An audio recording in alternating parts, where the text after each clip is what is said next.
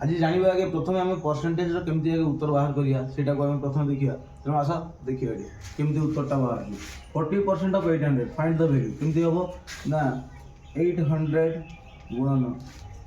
40% divided by 100 is equal to ये दुईटा zero cancel हम ये दुईटा जीरो कैंसल हम तो या सहित गुणन कर दो केते हम ना 320 यार उत्तर हम एमती परसेंटेज अनेक प्रश्न आसे जोटा कि लोक को पिला को विचलित कर दिए यहाँ ऑफ लिखाई गोटे प्रश्न आसो जे 40% is 800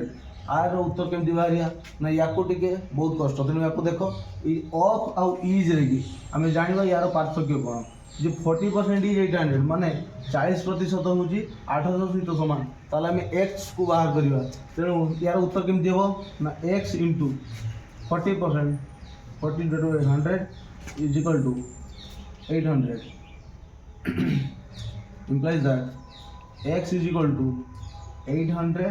into 100 divided by 40 first 0 0 cancel 80 रे 4 को भाग दो 20 एटा उत्तर हम 20 इंटू 100 इज इक्वल टू केते हम ना 2000 यार उत्तर हम 2000 तो x रो वैल्यू हम 2000 एमती वीडियो आम पेज को फॉलो करो।